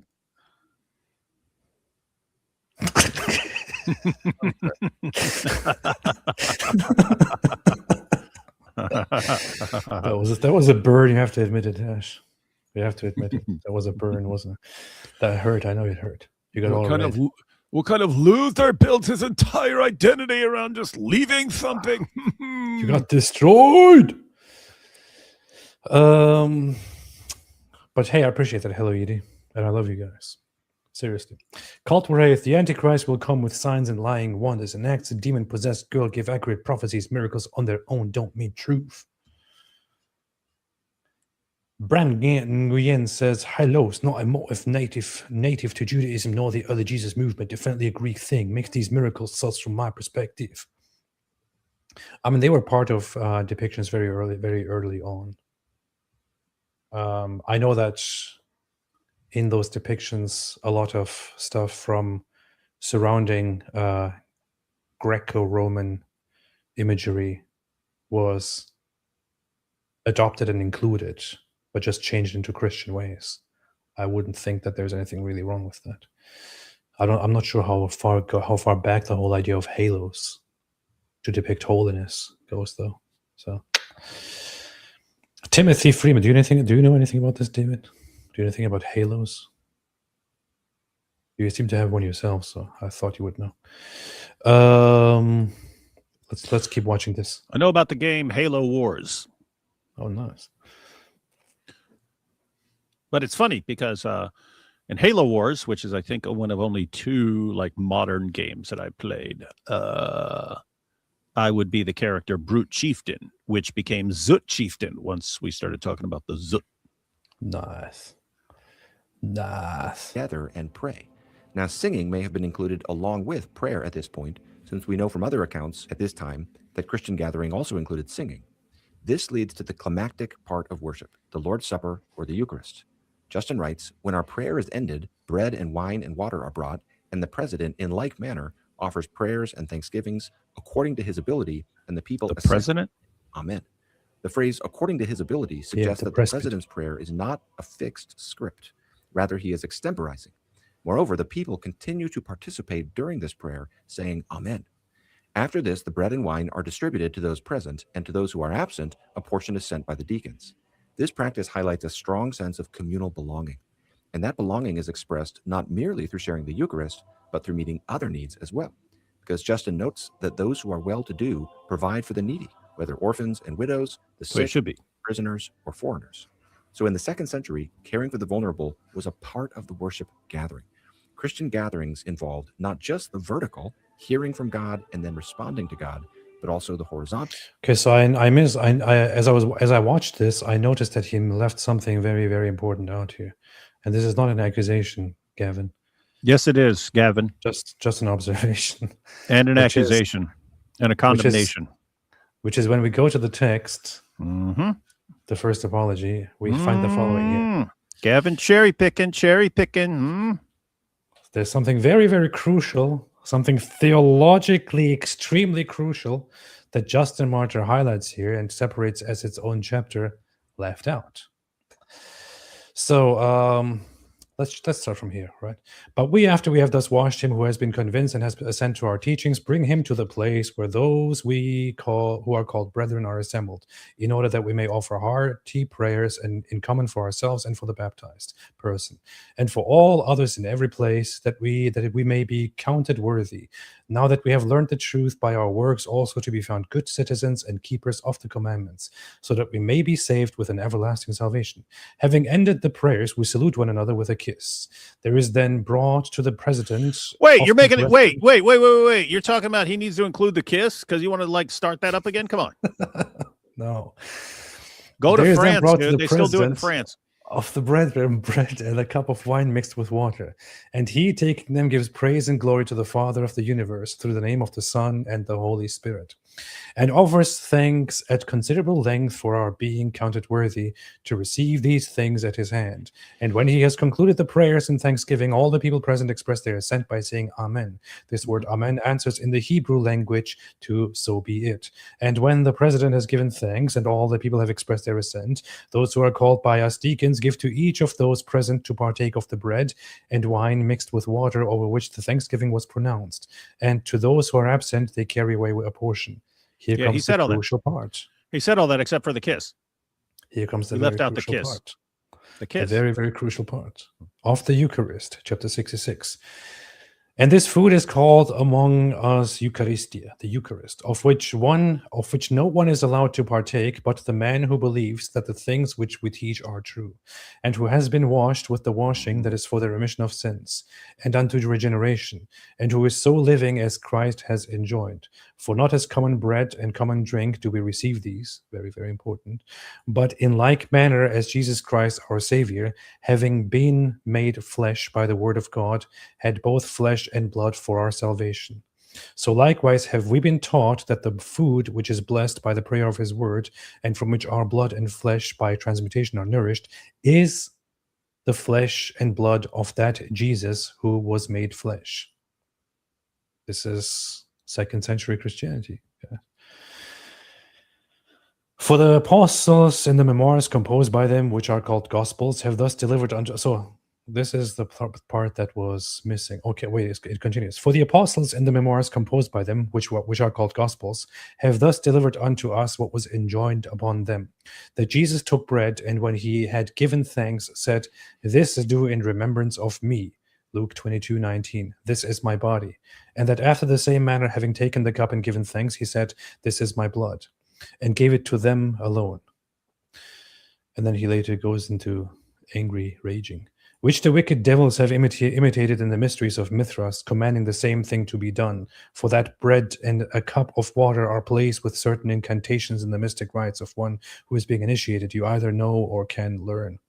So this very, very important part, I thought, would be very important to also include, which is that the Christians come together and take communion and eat the bread and drink the wine, and they think it and believe it to be the actual body and blood of Christ, which is the highlight of the communion of the Sunday gathering. Yeah, but I didn't see much of it. But isn't the point of the video just what a church service looked like? Yes. Okay. But this is like the whole highlight, the whole point of the church service, which is why he puts it as a separate section right after what is being prepared and what is being done. But how All does this in preparation how does for- a church service look different based on that? Oh, this is what the church does. I thought it would be very important to include that this is basically what they're preparing for. They're doing something, but they have a belief. You're not talking about the beliefs, man. You're talking about what the service looks like. This is what the service looks like. I'm That's what saying they do. stop attacking this man. I'm not attacking him. I think it's a very crucial part. I mean, I really appreciate this video, actually. You are beating Gavin Ortland like he's a pinata, man. Leave the dude alone. You said, here's what a church service looked like. Here's what a church service looked like. Gavin Ortland, you have been humiliated. Hey. I challenge you to mubahala. Yeah. Look, I even like the video. Debate. See? Why I like the video. Why are you misrepresenting Justin Martyr? Look, Gavin I even Ortland. like the video. See? Oh. I challenge you to a mubahala, Gavin. I challenge you to a mubahala. Serving each other. What I hope you feel is two features of Justin's account: belonging and sacredness. Just picture yourself in a dimly lit living room somewhere in Italy in 155 AD with a few dozen other Christians, maybe a merchant, an innkeeper. Hey, Tony! Perhaps some who have just left the synagogue. Hey, let's get some pizza. But in all this diversity, all are one in Christ. Everyone participates and everyone belongs because their identity in Christ is stronger than anything that separates them. The actual service is relatively simple. Oh, hey, no, that is relevant, dude. That is relevant to that other section of Justin Martyr, right? He said everyone participates, whereas Justin Martyr said, no, not everyone participates. You got to be doing this right. Huh, I didn't even. And that is actually in Scripture that you don't play around. You don't play around, son. We don't play. You do it right. We don't play. We don't play in 150 AD. You're gonna be kicked out the door, man. Got to do it right. We don't play. So if you're playing, you just sit back and watch. You just sit back there and watch. I didn't even pay attention to that part, but that's yeah. See, you're not even paying attention to what you're sitting here accusing a man of being a false teacher and a heretic and a liar, and then see that. See, David is here. David is here attacking Gavin Ortland. He put together this video, which obviously went a lot of work into. And David is here. No, he's not even representing it correctly. What's wrong with you, man? You're jealous because you couldn't make such a video? You're jelly. Sacred. God is present, speaking through his word, bestowing grace through the bread and the wine. In the eyes of the world, nothing important is happening. But actually, this is the inbreaking of the kingdom of heaven on earth. A community is being shaped, and a new reality is being unleashed that will change history. This gathering is sacred to God. Friends, church today might look different from this in the external circumstances, but we worship the same Jesus. What if people today experienced Jesus so profoundly in our worship gatherings that they walked away knowing two things with certainty? This is sacred, and I belong here. That's a very good message. And this is the guy you and all your orthobro buddies hate. What? Yeah. Much respect to Gavin, all jokes aside, despite the fact that we just humiliated him. Timothy Freeman, prominent growth of Coptic Catholics, Copts in full communion with Peter. You mean with Rome? Our Lady help of Christians, converting all Orthodox. Pray for us. There you go. Now we're having a very nice conversation here. Now you're coming with, oh, you are all fake. You're supposed to come to the true church. Red True's Raptor. I did contribute to the Catholic Coptic dialogue. I thought it said I did. It did contribute to the Catholic Coptic dialogue, even if there is a Christological doctrine they are wrong on, according to Protestants too, by the way. It doesn't mean God's grace and miracles can't reach them. Yeah, I think it's one of the sadder things that the Oriental Orthodox, the Copts are separated from the rest of Christianity because of an issue that was basically a disagreement over words during the Fourth Council. It's something we should analyze at some point and discuss. We should. Sometimes, checking on some of this stuff that people would split over, and you're like, good point there. Good point. These guys are screwed up. And other times you're like, wait, you split up over what? You split up over what? This term? I mean, that discussion, it does sound a little bit significant because it was after the Nestorian heresy and Arianism, which both went into different extreme directions on the nature of Christ. And then during the Fourth Council... You mean the Nestorianism of Nestorius, or what later was called Nestorianism? Both. But it was basically attempted to be a correction and a clarification of those beliefs. And it was supposed to be established at the Fourth Council that Christ has two natures. He has a complete human nature and a complete divine nature, and we state that these are two natures that are both in one person. They are undivided, but without confusion, inseparable, and so on and so forth. But those who became the Oriental Orthodox, the Copts and others, said, no, we will not accept the statement two natures, because it's too confusing and it almost goes into the heresy of Nestorianism, which is why we will only call it one united nature. The funny thing about calling it one united nature also implies that it is more than one nature, because they're united, right? But they say if it is united, it's like when a man and a woman have united and become one. So it is conceptually one nature. In theory, it is still two natures, but we will not say it is two natures. We will say it is one nature. It is united. And so, and the rest of the council said, no, this is not acceptable. You have to say it's two natures. You can't say one nature. So, all right, then we're out. That's basically it. That's a very dumbed down version. And the funny thing is that both sides essentially believe the same thing. That's what I'm saying.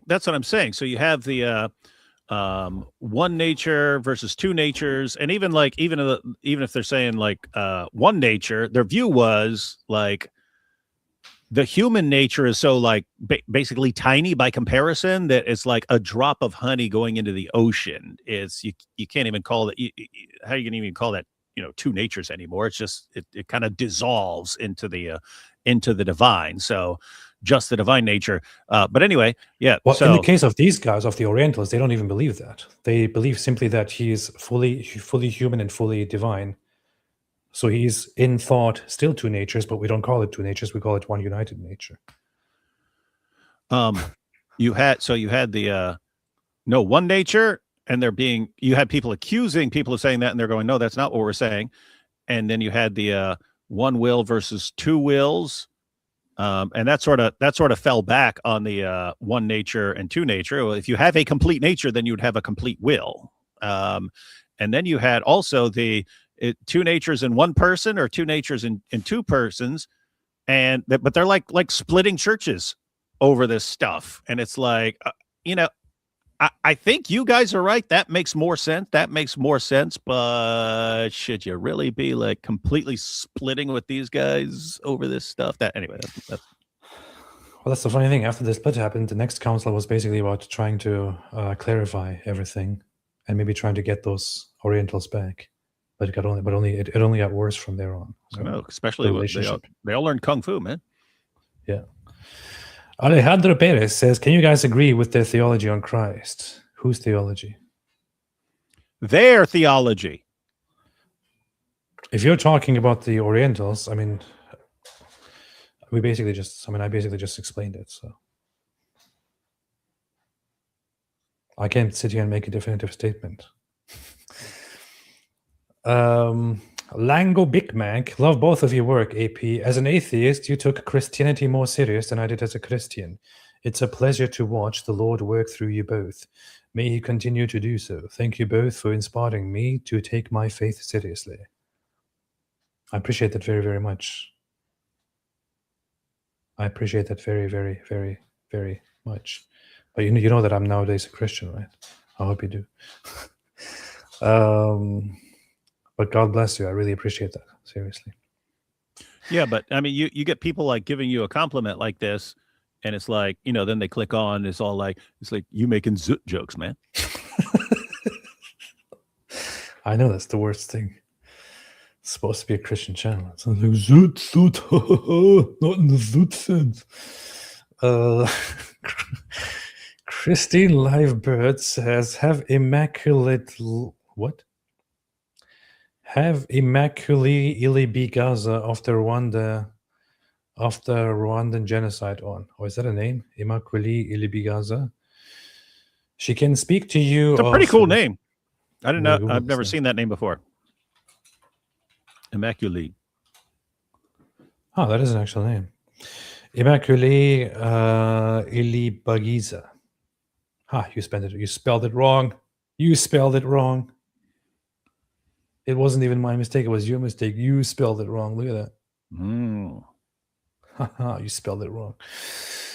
Anyway, have Immaculée Ilibagiza of the Rwandan genocide on. She can speak to you of Our Lady's apparition warning of the genocide and how she survived the massacre. God loves to magnify his glory through his creatures. No creature did that better than the Blessed Mother. That'll be an interesting conversation to have.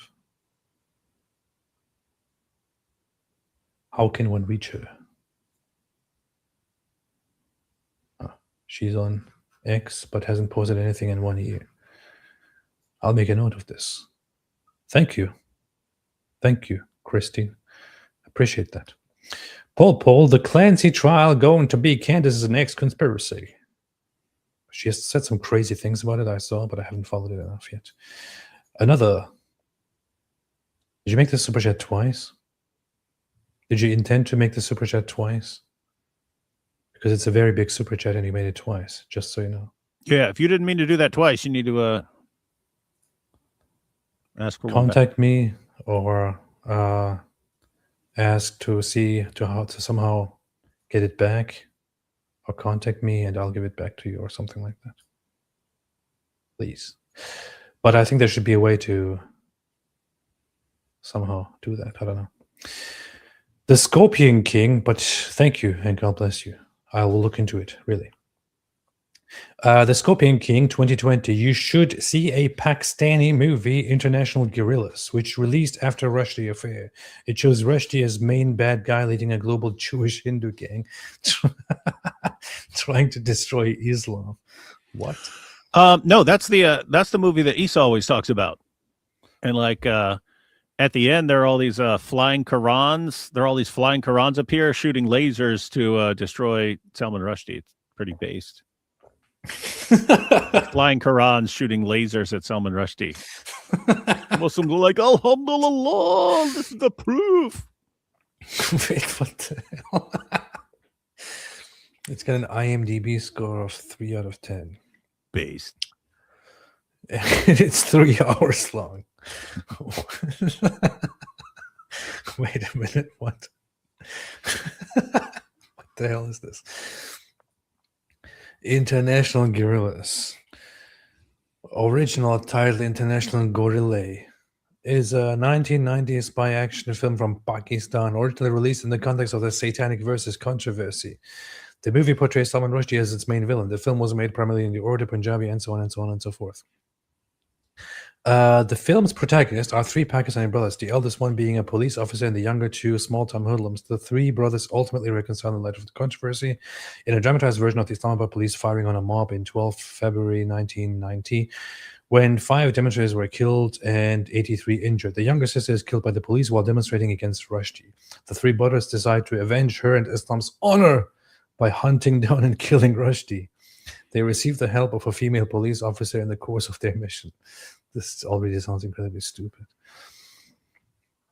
Oh, it's not very long. Salman Rushdie, played by Afzal Ahmed, is portrayed in the film as a sadistic criminal mastermind working for an international conspiracy devoted to destroying Islam, as the Muslim faith is an obstacle to his wishes of building casinos, nightclubs, and brothels around the world.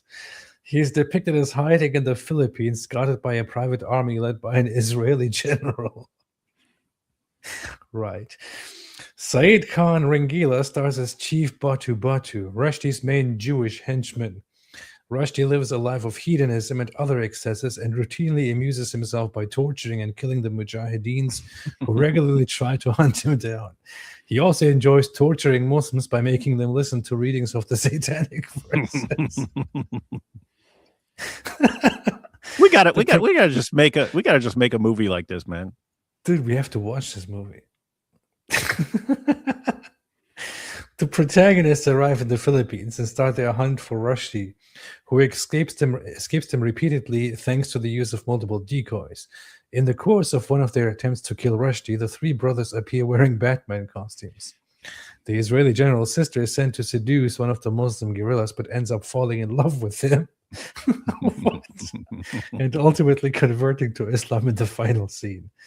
The film ends with a gunfight opposing the four international guerrillas and Rushdie's army of Israeli henchmen. The heroes defeat the villains, and as Rushdie attempts to flee the scene, three giant Qurans appear in the sky.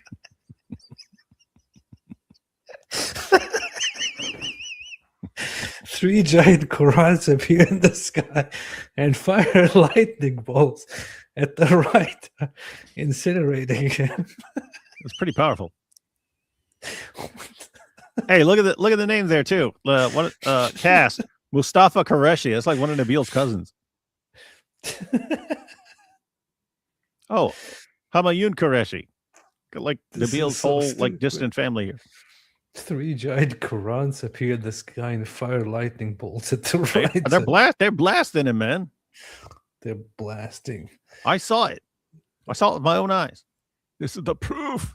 International guerrillas. I have to find a way to watch this, man. I will investigate and try to find a way to watch this. You can watch it. Issa showed me clips like just on YouTube and stuff, man. Really? Yeah. Look for international guerrilla, like the space lasers or Quran lasers or something. Huh. What? I found the whole movie available on YouTube. Oh, shocker. They're losing so much revenue. But I want to see the scene where they fire with a cross. Yeah, go to the end, man. It's very low quality, though. It's going to blow your mind, though, man.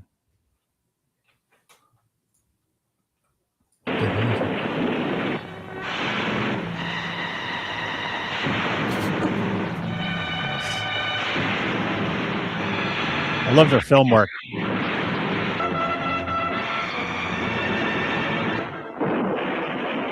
There's the three brothers.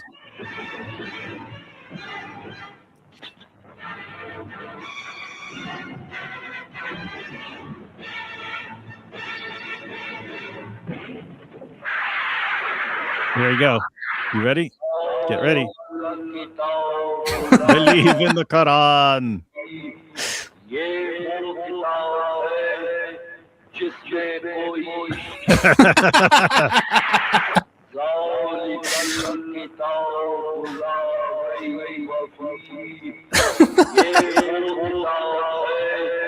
These effects aren't very special. Look, this is the book, you non-believer. Concede to the fact that this is the book in which we have no doubt. This is the book wherein there is no room for doubt. Concede, Shaitan, that God himself has vowed to protect the holy book. I just have one question.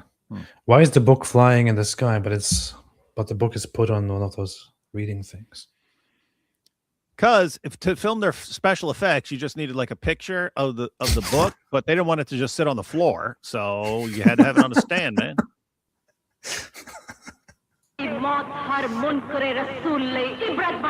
Today, your death is going to be a warning for all non-believers.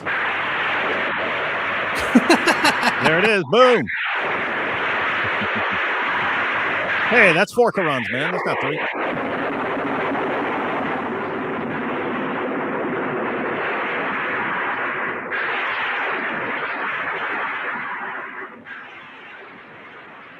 Wait for it.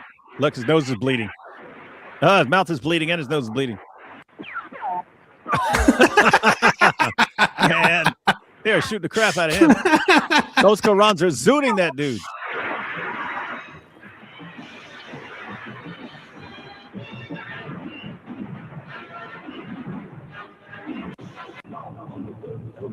There is no God but Allah, and Muhammad is his prophet.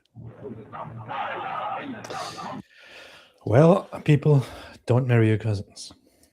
And guys, that's actually what happened when Salman Rushdie came out with the Satanic Verses novel.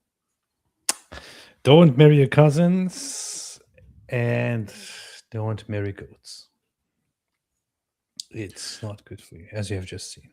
No, I mean, dude, but think about this, because we're like, hey, check out this, this Marian apparition. What does this mean? What are the implications? Dude, they got Qurans firing lightning bolts at Salman Rushdie.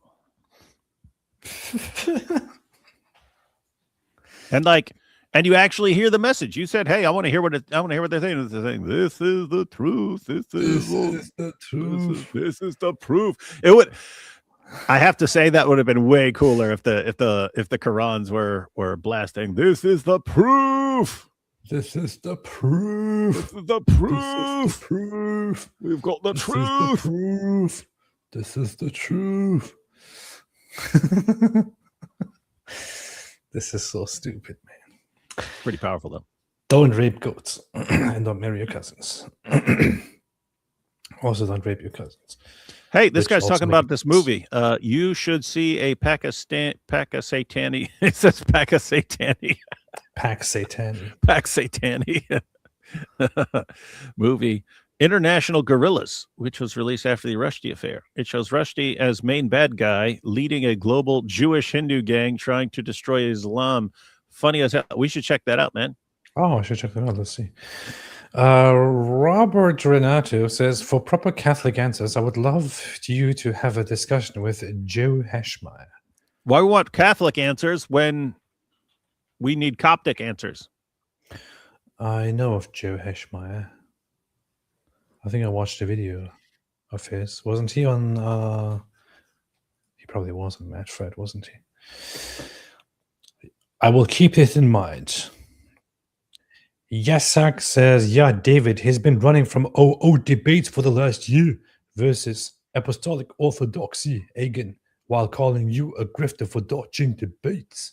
Who? I think he's talking about Jay Dyer. Oh, Jay Dyer's been running. Oh, yeah, I have heard that. I have heard that about Jay.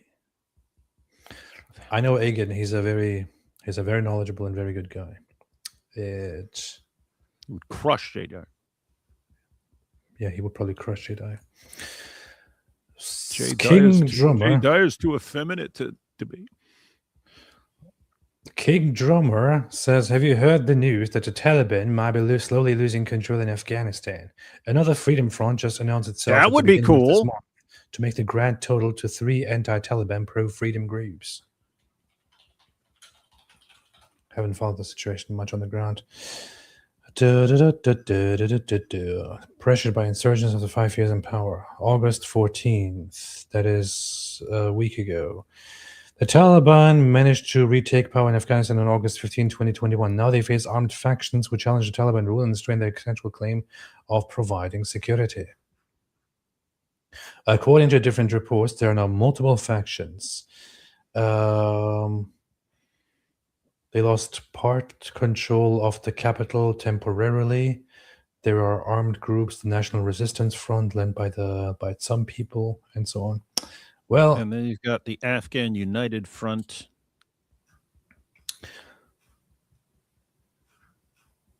I have very conflicted thoughts about Afghanistan in general at the moment, but part of me just really doesn't care about Afghanistan as long as they keep everything to themselves.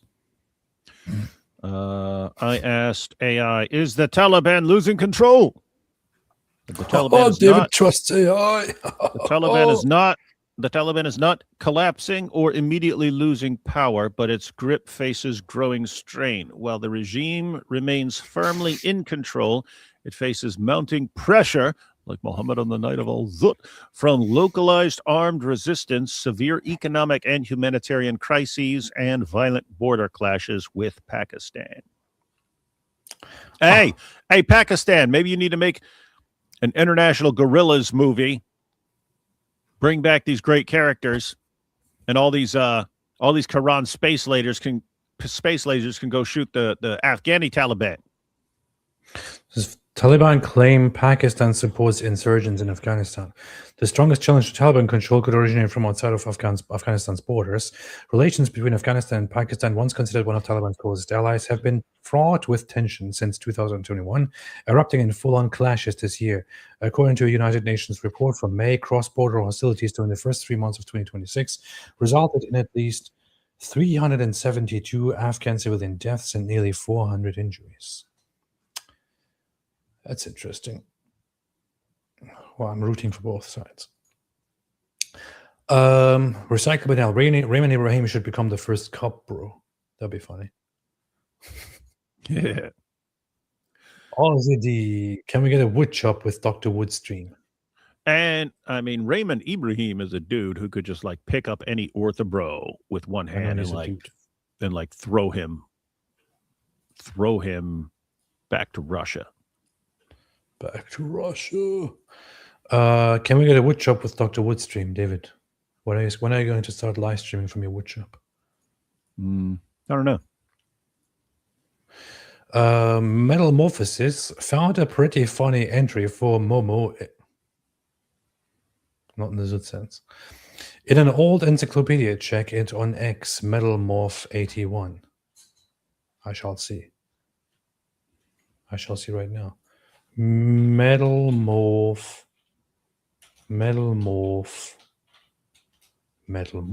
81. With the underline thing there. With the underline thing here. In 1911, they knew what's up. Let's see. Let's have a look at that. Let's look at that.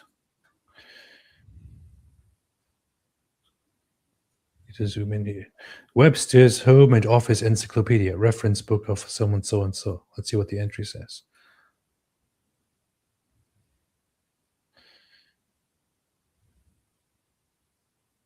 Mohammed, founder of the religion of Islam and a so-called prophet, was born at Mecca about 570 AD and belonged to the Quraysh tribe of Arabs. Left an orphan in early youth, Muhammad was given by his uncle and guardian Abu Talib a commercial training, and at 25 years of age he married a rich widow of Mecca, many years his senior, but with whom he lived many years in happiness. Relieved by this fortunate alliance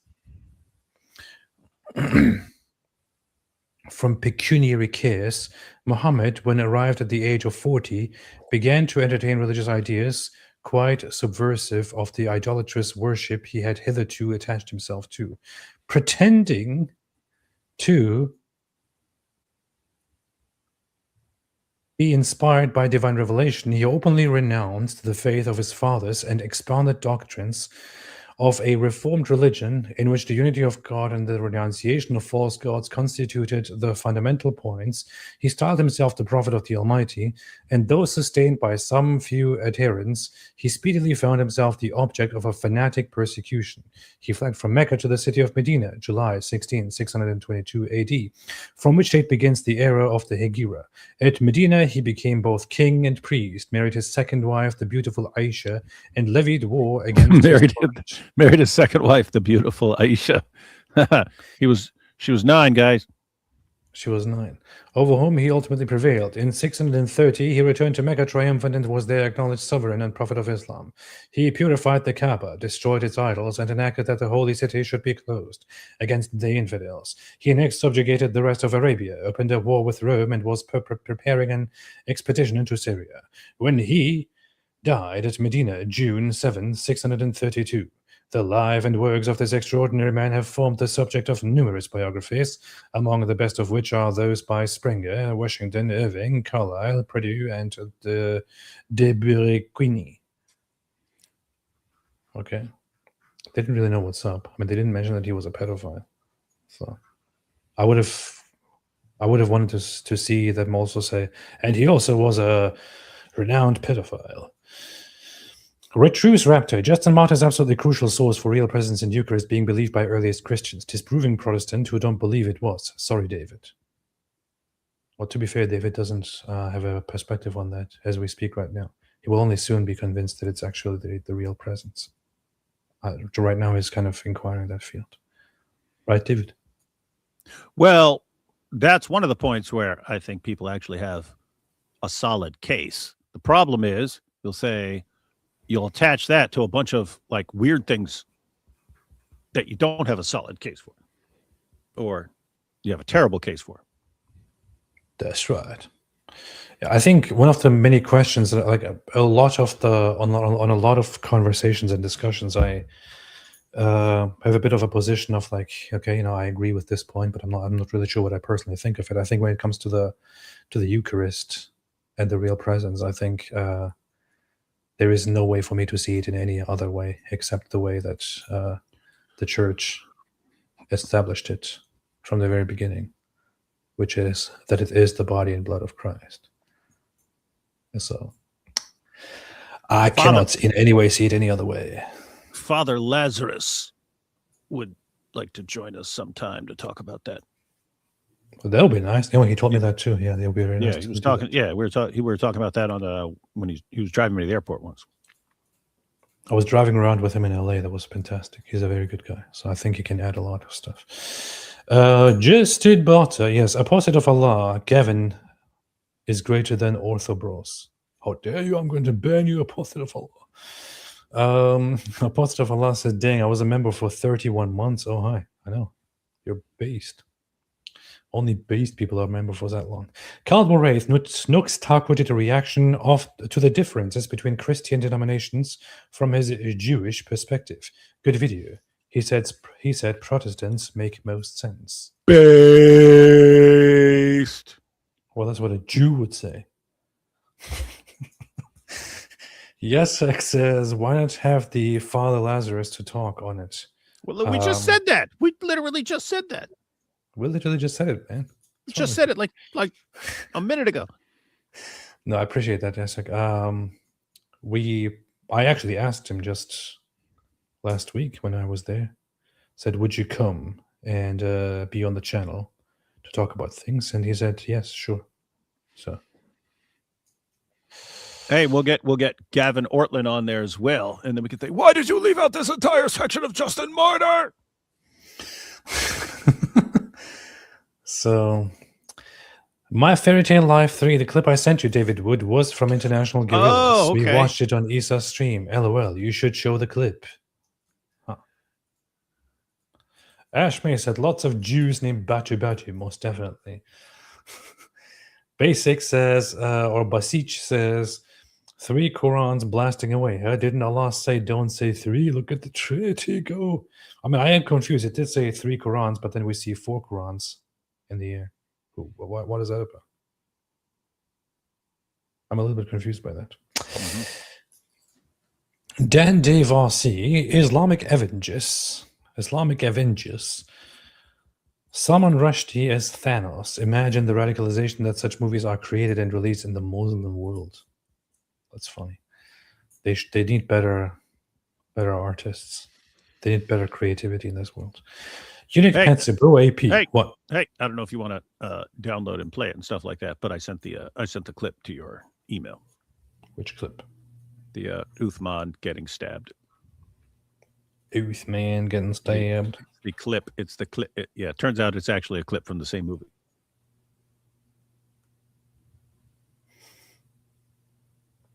It's a short. Probably like between 10 and 20 seconds. But it is proof. It is pretty conclusive proof, I would say. I would. No one is going to be able to deny Sheikh Uthman getting stabbed. What would you say is conclusive evidence? It's pretty conclusive. pretty airtight. Pretty airtight. Let me see. Try to open it. It's going to take about 50 minutes to open it. Oh, here he is.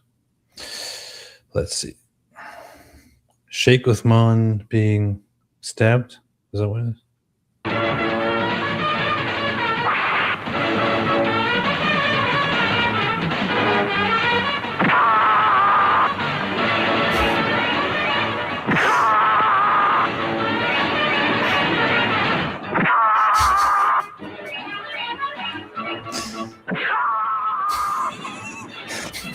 See? You see?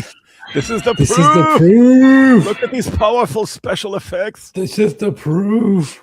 You can see this is finally the proof that Now Sheikh you literally Uthman have was a picture. stabbed.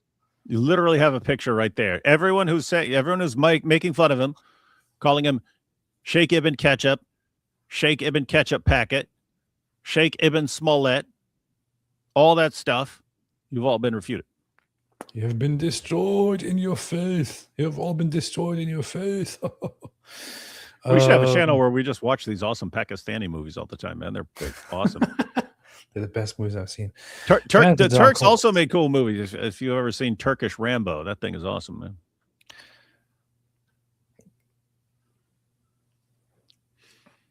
Hey, Yes. that would be a good battle. The Quran lasers versus the Jewish space lasers.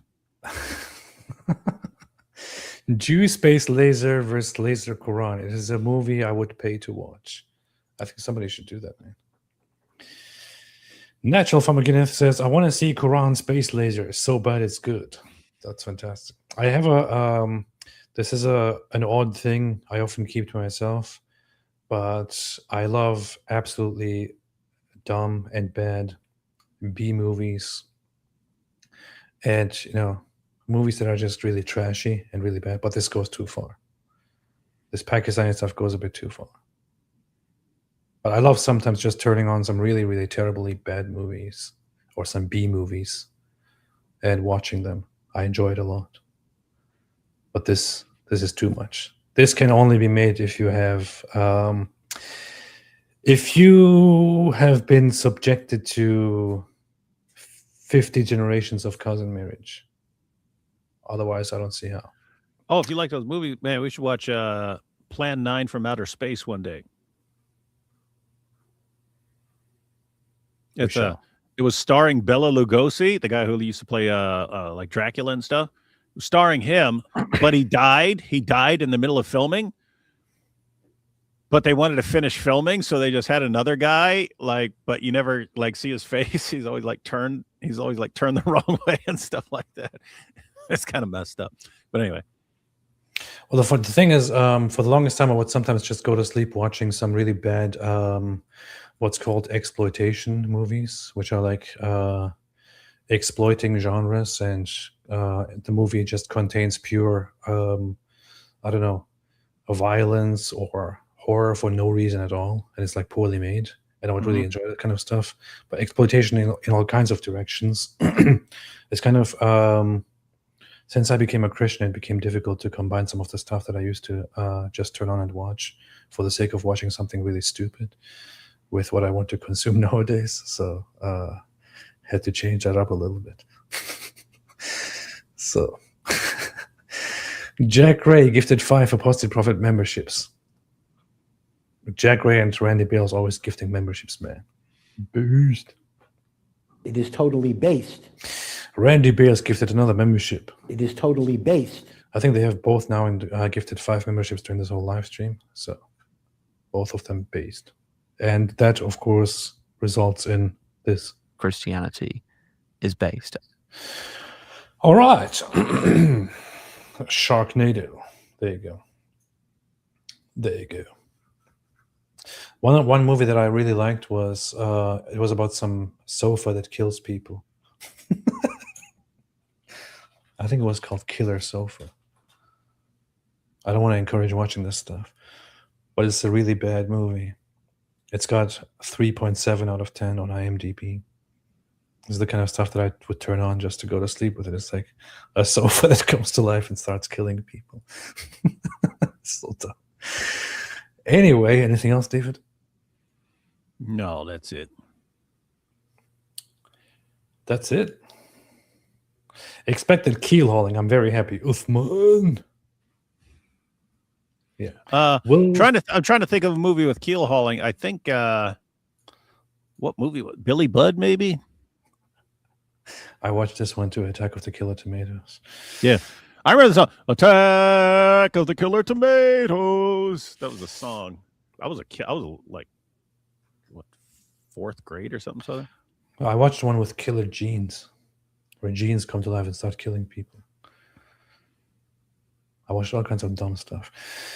Unique Pets, bro, AP, consider my previous super chats. It's very important. You said, what did you say? You sent me, what was it? You sent me a video. Is that what you said? After an important video, please watch ASAP. Is that on your channel? Send Is that on your me. channel?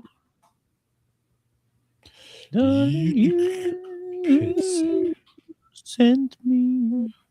I can literally click on your profile instead of searching for your profile. But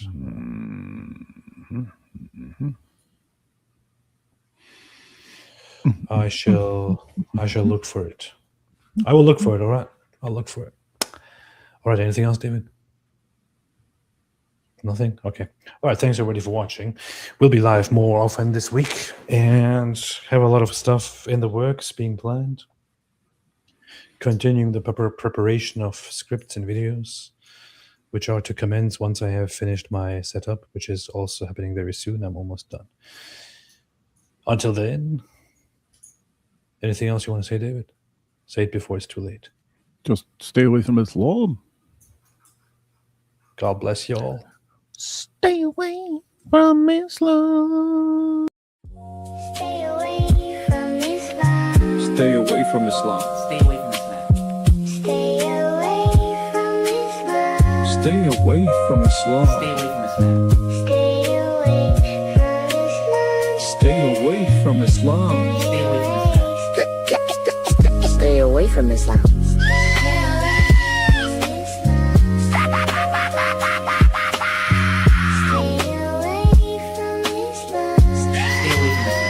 Stay away from Islam. Stay away from Islam. Stay away from Islam. Stay away from Islam. Stay away from Islam. Stay away from Islam.